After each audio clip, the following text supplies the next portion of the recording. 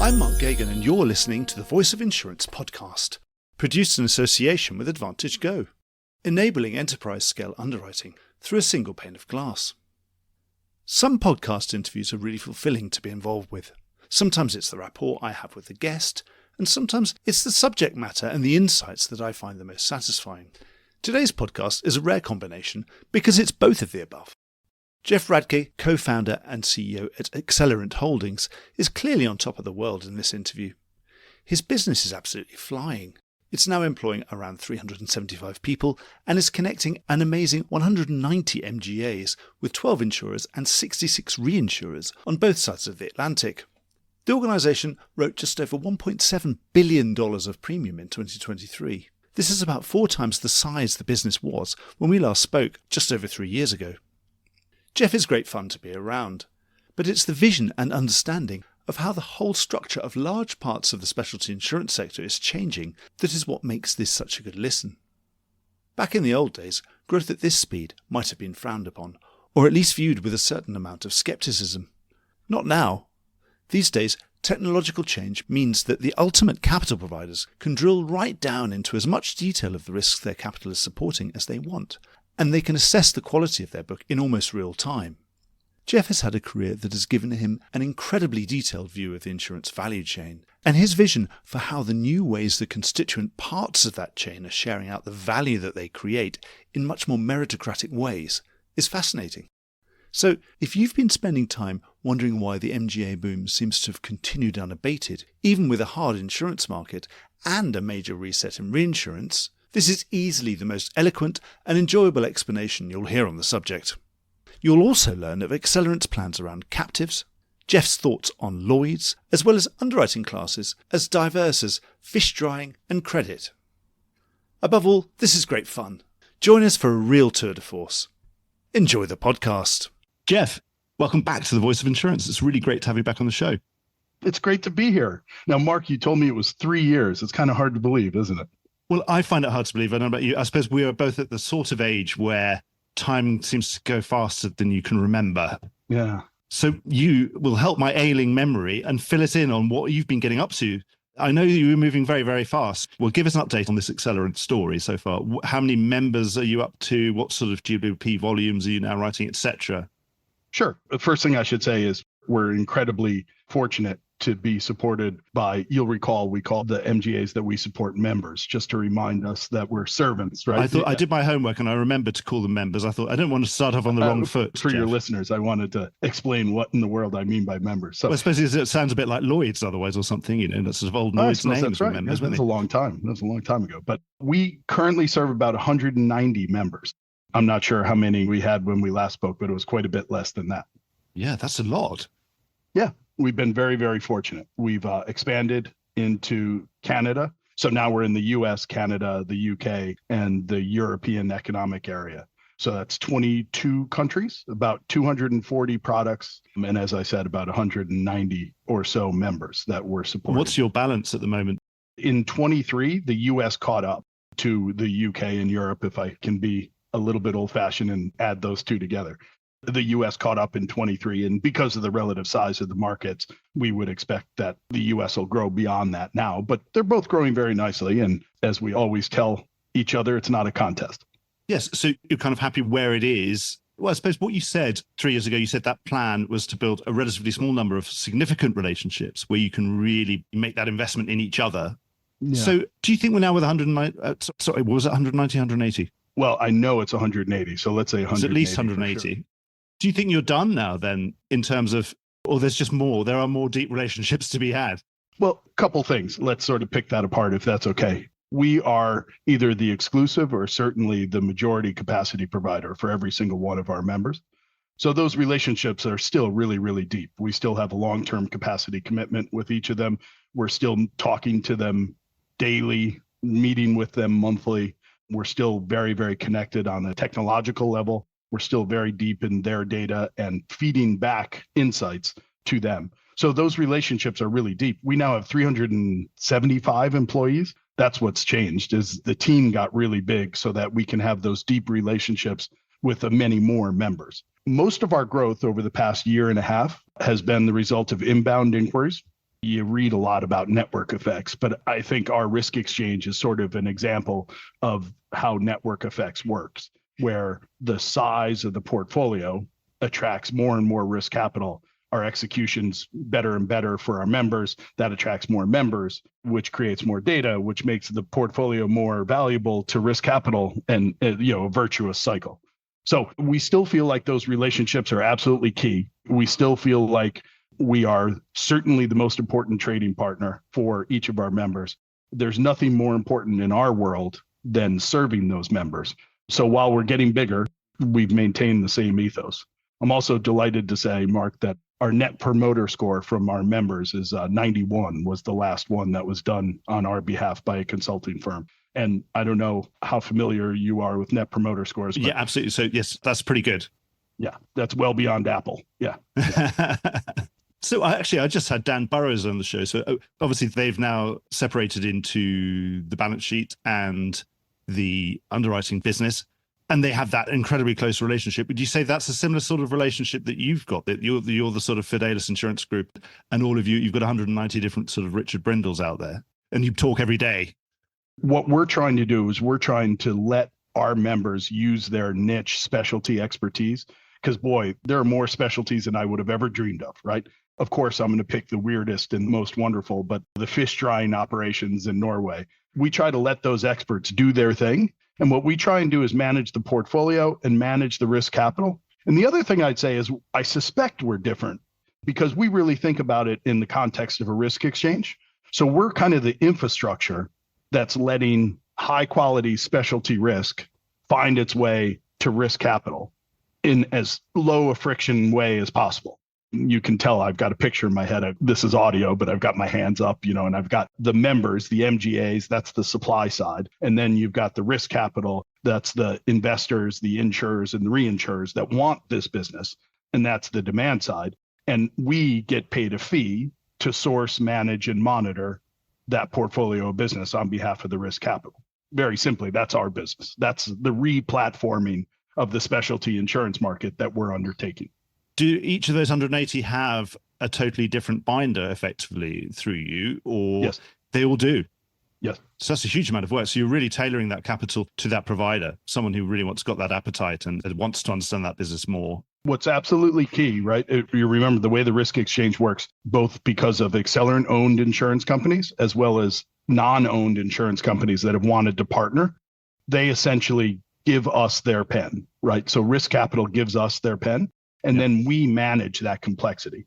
So what would look like a bowl of spaghetti in the traditional specialty market with binders going everywhere and brokers running around. I think back to, say, 10 or 15 years ago when some of the MGAs, the international MGAs that have become the big global MGAs, they would be talking about rationalizing their binders. To say, oh, God, we've got 108 binders. We need to rationalize this down to 1 or 3 or 6 or whatever it was. Yeah. But you're not like that at all. Presumably, you've got the technology to be able to deal with that complexity. What we say to the member MGA is you've got one binder. It covers on average 8 products, 1 binder, 1 relationship, 1 point of contact. And what we say to them is we take care of the risk capital. And we're taking care of that risk capital, not on a program by program basis, but on a portfolio basis. And it's so much more efficient. It's hard to compare. It's hard to compare the difference. Now, that means I'll date myself. There's a lot of key indexes in the databases that's keeping everything going to the right place, right? And that's complicated. And we've spent a lot of time and energy and money on the technology to make that work. But it's a key part. And in terms of those carrier relationships, then I presume as you've grown, you've added more capital providers, more carriers signing up and giving you allocations of capital. 12 insurers now and 66 reinsurers have a significant position. That's a large chunk of the market. And what about Accelerant's own position? Has it changed or stayed constant, or have you been able to reduce your own net exposure as an insurance company? As a percentage of the portfolio, it's reduced as what we call those risk exchange insurers, i.e. the insurers that we don't own come on board. They're reducing the amount of business that rolls through the Accelerant insurance companies. So therefore, our retention becomes a smaller and smaller piece of the overall pie. And of course, your diversification improves all the time. So actually, your real exposure is actually lower and lower all the time. Yeah. And recall that after too many years in the catastrophe space, I'm reformed, and we now do almost no critical cat. Our portfolio business is really low severity, low limit, low hazard business, very small insureds.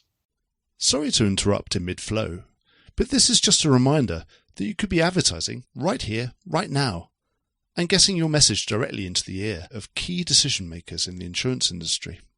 And you'll be doing it while they're absolutely in listening mode. The podcast is the medium of the future, and so is audio advertising. Contact me on mark@thevoiceofinsurance.com, and I'll do everything I can to get you started. We were talking about this 3 years ago and saying, well, this is some of that nice volume business that reinsurers used to get when they wrote lots of quota shares and bouquets and all those things we used to have, and they don't get them anymore. That's right. I think I said 3 years ago that the twinkle in our eye that created Accelerant was, at least in part, was that experience that I had of when I started my career. There were all those diversifying types of business that were floating around, and they all disappeared. And boy, did it make being a reinsurer more difficult. Because you were just moving higher up and just taking more of the severity and taking all the tail risk, I suppose, weren't you? And we love being what we're told is a really important, valuable partner to balance out the barbell for a lot of the reinsurers. We love being able to play that part. You're giving a huge amount of diversification instantly. Right. We call it ballast. Because, you can buy however big a computer or however fancy a model you want. And in the end, people still ask, what's your loss ratio?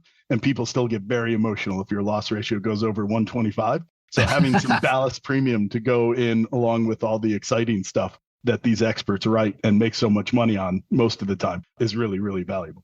Before we move on, I've quoted fish farms quite a few times. I don't think I ever end up with one as a client, but I had to quote lots of them. What do you do with fish drying? What are the perils there? Does it go moldy or is it lack of sun or too cold or too hot? Rain or wind. And Frank O'Neill, our chief underwriting officer, I guess is the mark of a good chief underwriting officer. Every loss is like a wound to his pride, right? I remember one where it apparently got very windy up there and they all were blown over and blown into the sea. So wind would be the peril, but not the way we normally think about it. I suppose it's sort of this dried salted cod or whatever it is, right. exactly just blew away. That's what it is. Yeah. Oh, right. Into the water. That doesn't sound good. I mean, funniest loss I ever had was electricity liability. Electricity company, Spanish utility, was failure to supply electricity to an ice cream factory. Yeah, that was quite sticky. You couldn't help yourself. Good. So you've been riding this amazingly explosive growth, and partly because you've sort of hit upon a new model that wasn't there before. It's partly been a cyclical thing and maybe also a secular change. Do you think there's any sign that this explosive growth is going to moderate? We look at, say, that shift into excess and surplus lines of the last 3 or 4 years, all sorts of things, and the amount of business that is written by MGAs. So let's divide it up. The E&S thing, the move to E&S, that feels permanent. And that feels permanent for a couple of different reasons. The regulators appear to be happy with it, which wasn't always the case. In my career, that wasn't always the case. That's the first thing. Second thing is the market seems quite happy with it. Third thing probably is what I should have started with. We've all gotten so spoiled in other parts of our consumer lives, having things very tailored for us. I think this notion of one size fits all GL or BOP, it sort of doesn't cut it anymore, right? And people insist on specialization, or they're certainly willing to seek it out. So that specialization is a trend that Accelerant is quite happy betting on, as are its members. We believe it'll continue. We also believe the more you understand the individual risk, they don't have to be giant. They don't have to be refineries to understand that a shop in London probably keeps inventory in the basement. That means it needs different flood coverage than a shop in the outskirts of Leeds who probably doesn't keep inventory in the basement because it'd be much easier to keep it down the street somewhere. Data is letting you be better at those things, and they deserve different products. Even if they don't know they need it, that's part of it. So anyway, I think specialization is here to stay. I think it'll continue. It's first thing. Second thing is, I believe this move to what people describe as this extraordinary growth of the MGA market, with many notable exceptions that sort of prove the rule. When I talk to underwriters, it's clear what they all want to be. You don't hear too many people saying, I want to be the property division regional vice president for XYZ composite, right? That's not what you hear. What you hear from the talented ones, what you hear from the experts, the specialists, is you hear they either want to start an MGA or they're inside an MGA. And Accelerant and its related business Mission, which is that MGA incubation business, is designed to facilitate that. But Mark, if we think about it, don't we see that happening in almost every industry? As technology gets democratized, it's cheap enough that the individual owner operator, I think, I'm going to bet on that, the individual owner operator over the big behemoth, the monolithic anything, bank, insurance company. I'll bet on the specialist every time. Well, there you go. Podcasts, that's another one. Yeah, I'm a unit of one. I have no bosses and no employees. Right. So media, let's take media, right? It's interesting. I don't think people wonder whether the genie's going to get back in the bottle in media.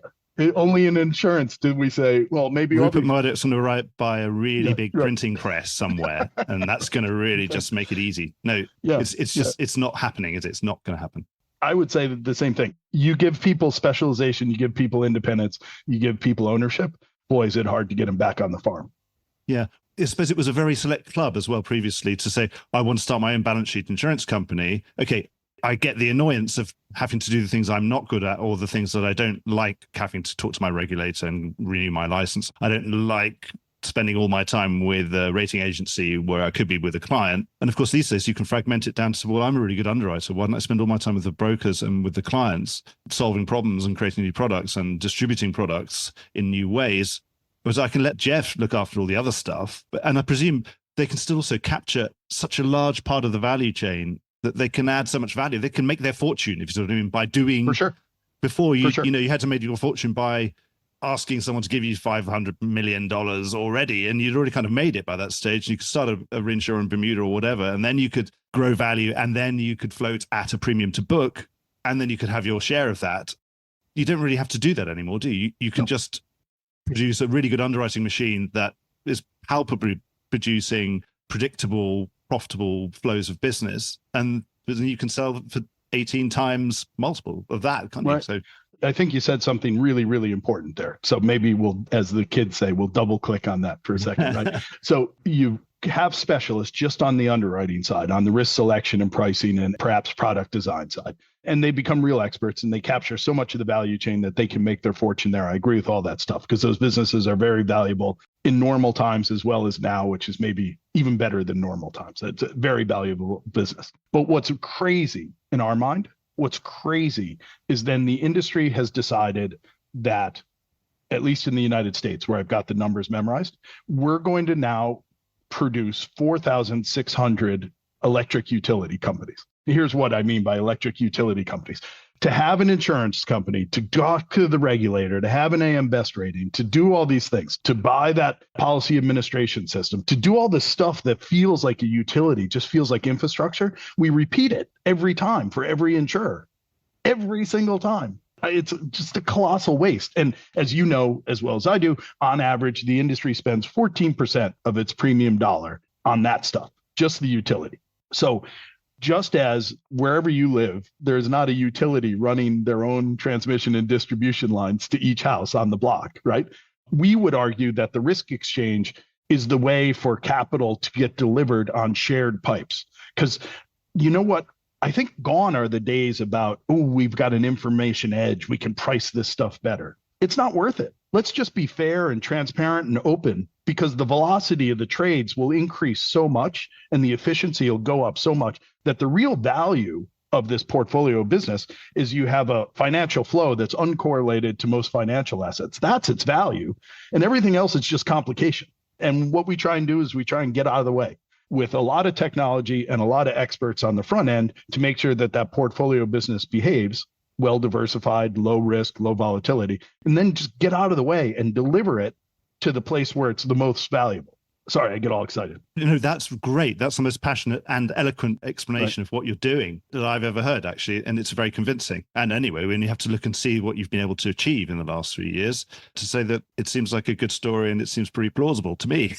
So you're out there seeing all the weird and wonderful of the world, which must be quite enjoyable as well, that you never quite know what's going to knock on the door tomorrow or this afternoon. That's true. So, fish drying in Norway, What other things? There's a lot going on at the moment in the market. Obviously, it's partly my job to keep abreast of all these things and get them on the podcast and ask them what they're doing. Had carbon credits insurance and those kind of things I thought particularly interesting and potentially high growth. But you're out there also as a kind of fellow hunter of all these interesting new things. What's caught your eye as being interesting new models? We're spending, and I don't want to diminish how important it is that we create new products. I think we created 18 new products last quarter. So we're all in on that. I mean, we've got a big staff that's focused on doing that for our members, and it's really important.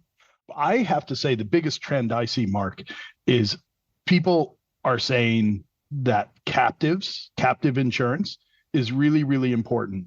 Today, it's a $170 billion industry in the US. There's much room for improvement. Mm-hmm. It works about as well as the traditional specialty market. It moves about that fast and has similar amounts of waste. And I think if I had to pick one thing over the next 12 months where Accelerant will be changing kind of people's lives, not to be melodramatic, but that's sort of our yardstick. That's what we try and do, is I think we can deliver a really much superior captive solution that gets people all the advantages of participation in their risk management for much less time, much less money in terms of efficiency. So that's the most exciting trend that I see. That would be someone who says, right, I'm a sort of rent-a-captive, or I will be your captive through an MGA and through Accelerant. MGA, which has this relationship with Accelerant, we're going to do the things that are required, and we can do it a lot better than your traditional captive manager could. I'd like to think because we've got all the pieces in the value chain that we need under one roof, so they're collaborative instead of competitive, we can put together what really is a captive. What's a captive? A captive is participating in your underwriting, right?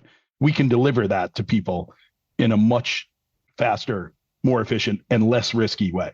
And the reason we can do that is we've got all the pieces. We're not fighting with one another, right? There's no spec and ag reinsurer. There's no fronting company. There's no captive manager. We can do it all in-house, and we can deliver solutions to those insureds or the associations or distributors that want to participate in their underwriting. And the structure would be, do they become a capital provider to Accelerant? A million different structures. Generally speaking, what we see are the tale of two cities. Some people want to put significant capital at risk. And what we do is we take that capital, we ring fence it in a way that they're very confident and comfortable that they're not exposed to any risks inside Accelerant that they don't want to take, right? Yeah. And then they are exposed to their underwriting risk.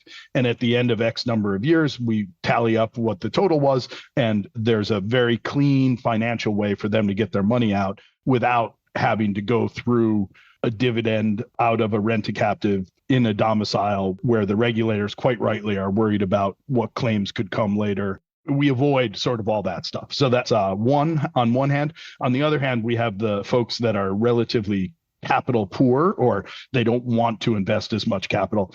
And what we'll say is, look, you participate in the value chain. So you're creating some value. Why don't you put it up at risk if you'd like? So you don't have to come out of pocket from a capital perspective, but you could still participate to some degree. Now, normally that wouldn't work in a normal captive environment, because everyone is set up to say, no, where's the collateral? Where's the initial deposit? And we're a little bit more flexible, as I said, because we control or own each of the pieces that you need to synthesize the solution. That's really, really interesting. Anything else that has piqued your interest? Obviously, captive's a huge thing. I mean, it's such a huge opportunity, isn't it? Yeah, it's really big and it's broad. It's broad across classes. And I'd be worried that if I picked out anything else, I'd be sort of just picking them at random. Thematically, one thing we see with some concern is we see credit coming back to the insurance and reinsurance markets. Depends how old you are, how many times you've been through this. Well, I suppose it's the old adage, isn't it? People who have enough gray hair like us, sometimes an insurance company should stick to being an insurance company and not do things that banks don't want to do. And wonder, if the bank doesn't want to do it, why am I doing it? Why am I better at this? That's right. And what I will say to your listeners is I recognize that that's an incredible cop-out, right? I recognize that the right way to do it is to use your intellectual capacity and be realistic about your expertise or lack of expertise, and try and evaluate each opportunity in the context of, and this is important, in the context of our job is to back experts. Our job is not to be expert, right? Yeah. Our job is to back experts. I had a really interesting conversation with someone that I would consider a real credit expert not too many weeks ago. And we were talking about, how might this work? And I can see it. You have to find the right partners. Sounds a lot like everything else in life. Again, it is just a risk. It just sounds more scary when it goes wrong. It does seem to have more systemic nature to it, as obviously we remember credit crises can happen. Yeah. And a lot of your portfolio construction can sort of go out of the window a bit at that point. And if there's no liquidity and all those things, that things that we don't tend to think about. We never think about liquidity being a risk in insurance because it isn't. That's right. You can't have a run on an insurance company, can you? But you can on a bank and on credit. Mm-hmm. Anyway, right. Let's summarize where we are so far in this discussion. Certainly, in terms of growth, you think there's a massive runway. Is that right? I'm not putting words in your mouth. I feel like there's a massive runway. I didn't mean to avoid the question, but I didn't get to it. I think we are just over $1.7 billion in 23 in gross written premium. So growing at some giant percentage of that gets harder and harder every year. I don't know what our percentage growth is going to be. Here's what I'd say. We're adding business faster each and every quarter than we did the year before. Well, why are we adding business faster and faster? It's the network effects. Once you have your risk capital set, and all you have to do is evaluate the quality of the business on the way in. And once you can deliver what the MGAs tell us is a very vastly superior solution, once you can do that, the flywheel starts to spin. So I presume as a secondary to that, obviously we've had an explosion of a peer group that didn't necessarily exist before of Accelerant's peer group. You don't think we are going to be at a point where that might start to consolidate in the way that these things often happen? And presumably a trigger for that would be a moderation in growth. But it often is, isn't it? That, we're not growing so fast, so we'll start buying other people type thing. Yeah. Mark, what I'm laughing about is you use the word trigger, and I'm going to use it in a different way. One of the easiest and fastest ways to trigger me is to say your peers, the fronting companies, because of course I don't think Accelerant is one of those. You're completely peerless, Jeff, is what you're saying. It's a different business model, I guess is what I'm saying. I'm more comfortable with that. The former formulation sounded too tenuous. Sorry, I don't want to trigger you live on air. That would be terrible. Yeah, no, it's okay. So I guess what I would say is if you look at the fronting and the hybrid fronting companies, why do they exist? Largely, they exist to serve that MGA market, right? So as that MGA market continues to do well, I think they'll continue to be a place for them. But again, their business model is very, very different, right? They don't have risk capital sitting there waiting. Their business is not to be the vetter of quality, right? Their job is to transform it from insurance to reinsurance, right? Yeah.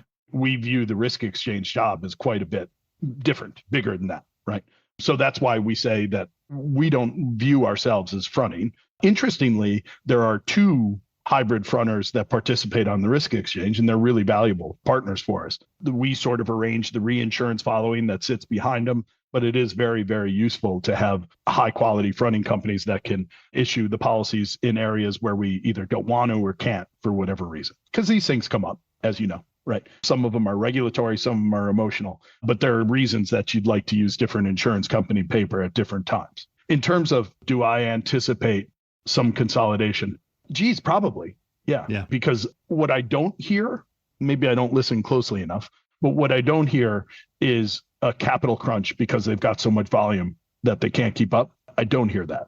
And I suppose there's also lots of entrepreneurs are different types. Some people have a kind of 5-year clock ticking. And, if it's the alarm's about to go off, say, hey, why don't I sell now? I need to realize some value, take some money off the table, buy a new yacht or whatever it is. Then now might be the time when, you've got up to the billions and why not? It'd be a nice big number, wouldn't it?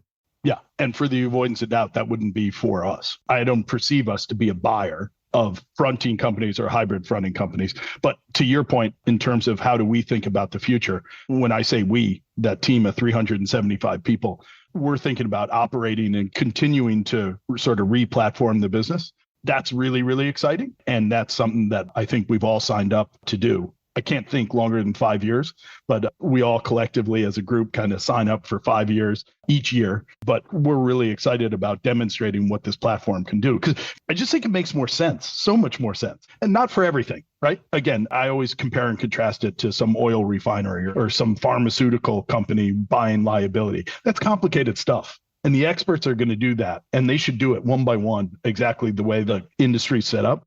But for the bulk of this stuff, gosh, a common infrastructure where you just get that diversifying business, that zero beta flow to the place where it's more valuable. That is, we believe, a real value creator. Something else that's happened in the last few years is the emergence of a lot more, what we'd call it, follow only or tracker capital, or whatever you want to describe it. It sounds like that would be a good strategic fit with you. Have you been able to avail yourself of some of that capital? Because it sounds like it would be the sort of capital that would be attracted to something that you're trying to build. Yes. Flywheel Re is our reinsurance sidecar. And we've also completed the first of a couple primary sidecars where we set up an insurance company with capital that's sort of tracker capital that says, go do it on my behalf. And that's what I really mean about the risk capital showing up for the portfolio, as opposed to they don't have a point of view about what exclusions should be on the business owner's policy, right? They say, you guys know how to run the portfolio for our capital. So you hate to do comparisons. And we're not particularly capital consumptive because of the portfolio of business and the low volatility we have. But even with that low volatility, a big chunk of the capital that sits behind the portfolio is exactly that. You could call it the tracker capital. Well, it sounded like it was going to be a good fit. What about Lloyd's? Obviously, you know Lloyd's very well. Mm-hmm. And Lloyd's is in something of a golden era, I would say, and a lot of innovation going on, new structures, lots of exciting things happening. And I'm just wondering, does it correlate with anything that you're doing? Does it hold any attraction for you, particularly since there are so many different avenues you can go down? Or is it really you've kind of built your own mini Lloyd's anyway? You don't really need it. Well, first of all, of course, Mark, I would have never done this, but I've heard others criticize Lloyd's over the years. I think we should take a minute to just say, wow, between the corporation and between the participants in that market, they've done it again, right? They've reinvented themselves completely. And bravo. If you want to point to something that they're struggling with, I suppose you can do that. You could point at something that Accelerant's struggling with. But I guess my point is Lloyd's has really changed their attitude, and Lloyd's has really changed some of their policies and procedures. That's hard to do in an organization that big and that old. So I have to tell you, from the outside looking in, incredibly impressive. I was there about 3 weeks ago, visiting with friends, old and new.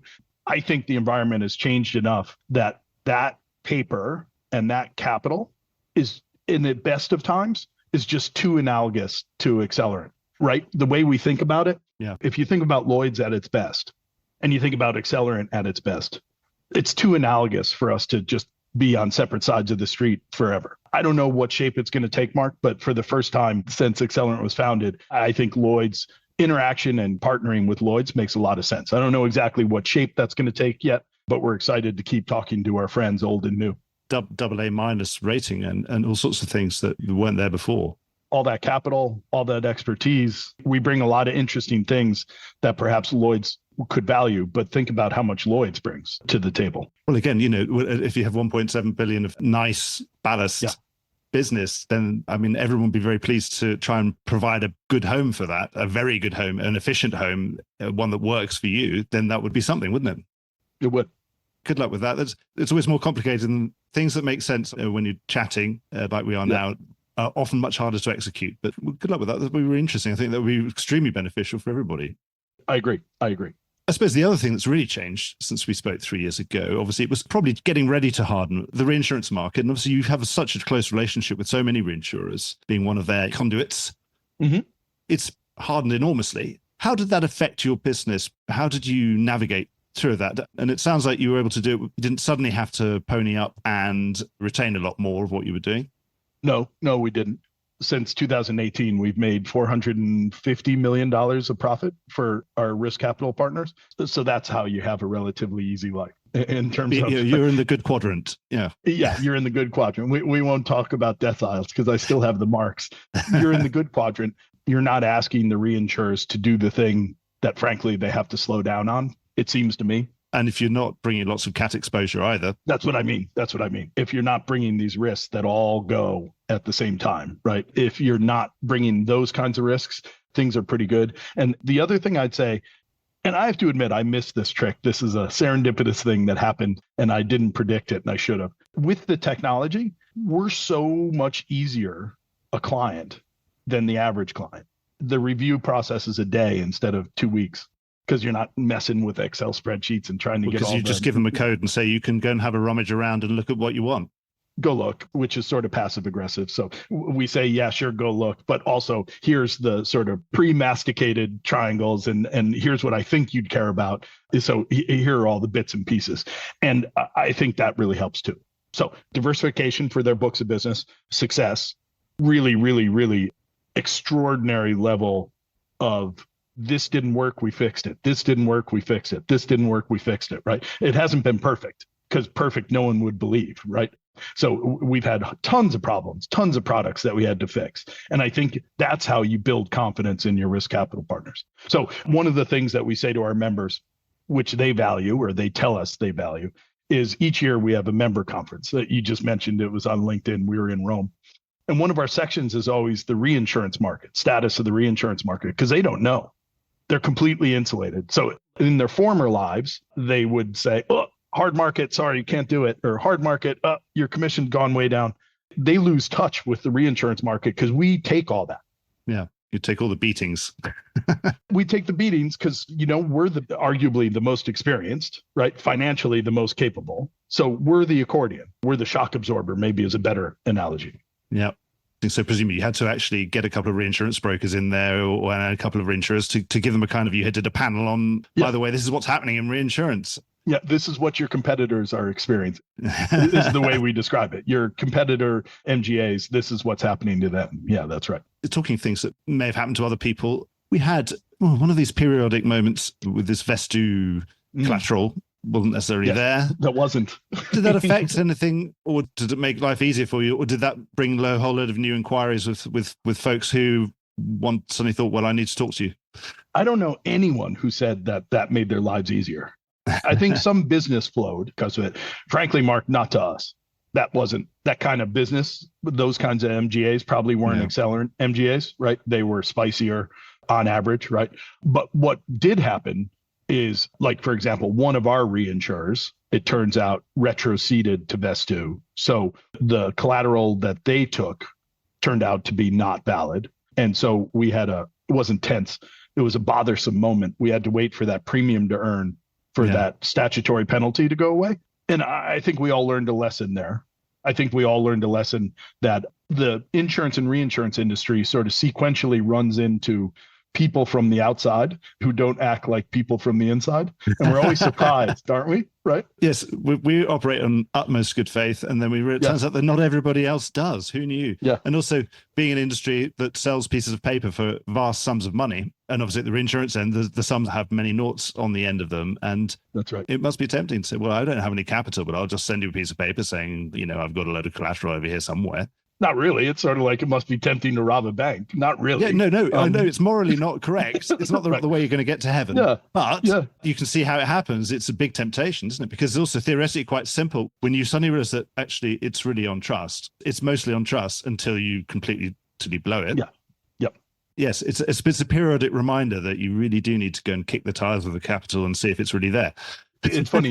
Everyone came up with that conclusion, including us, Accelerant. We have to really kick the tires, and we do. And the conversation that I think was really valuable, that was had around the hotel table somewhere at Accelerant, was let's not lose sight of the first step, which is let's think about who we're doing business with really, really carefully, because that's the easiest way of all. No, you're absolutely right. There's one thing we haven't spoken about yet on my list is technology. And I remember 3 years ago, you were talking about AI and technology more eloquently than many of the other people that I would have had on the podcast around that time. And of course, since then, again, another one of the things that's really changed is that AI suddenly sort of came front page news in the last 18 months. And it's something that every CEO now has to have an opinion on. But you were an early adopter. So where have you found it has added the most value for you within what you do? Absolutely, without a doubt. The spot where it's added the most value. I'm going to tell you two stories, and they're actually the same story. I think I've decided, if you sort of really think through carefully what's happening. So the first thing is 180 members. I don't know how many products, over 200 products. That means every couple weeks, we get a status report on how things are going. Now, how in the world can a group of humans evaluate that?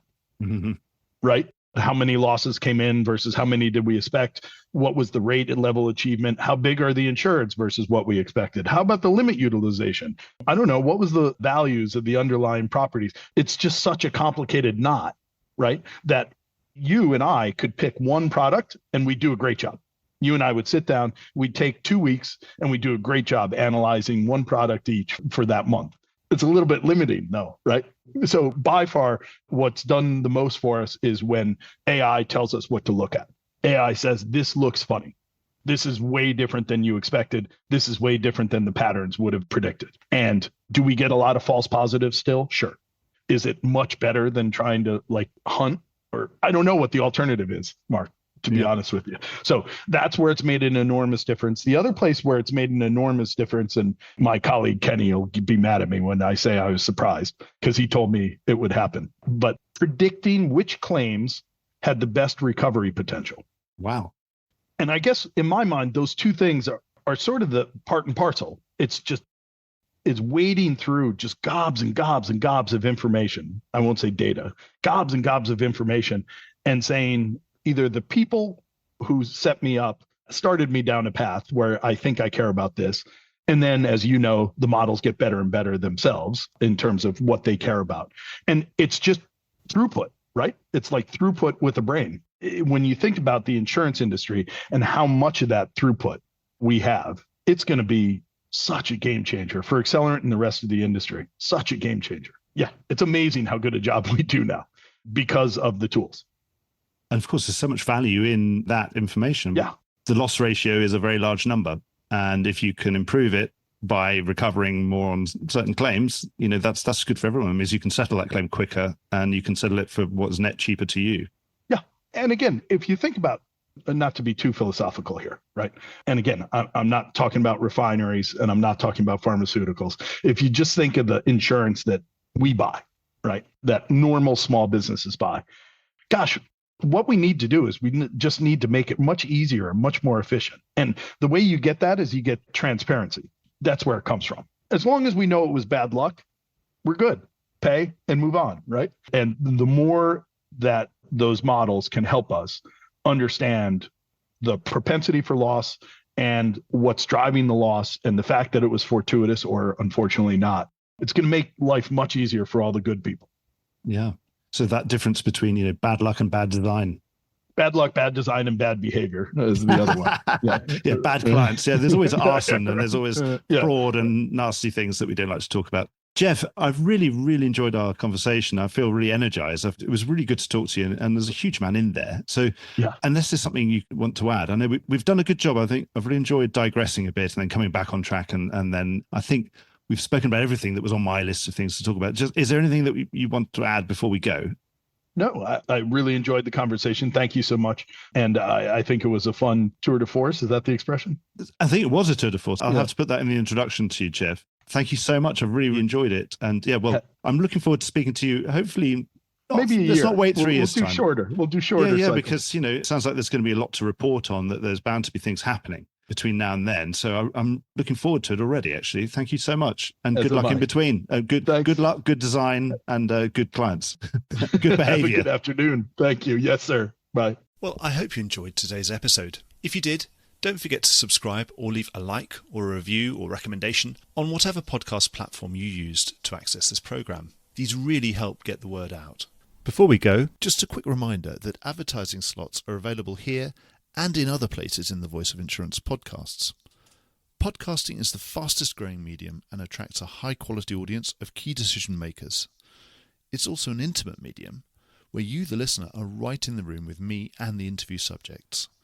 Needless to say, that means it's a great way of getting your message out directly to an audience because you've got their full attention. It's also very cost effective. So get in touch with Mark at thevoiceofinsurance.com to find out how you could be speaking directly to the industry. The Voice of Insurance podcast is produced in association with Advantage Go, enabling enterprise-scale underwriting through a single pane of glass. Voice of Insurance is produced by me, Mark Gagan. Music was written by Anna Gagan and produced by Carlos Gagan. Check out more podcasts and written comment pieces at www.thevoiceofinsurance.com.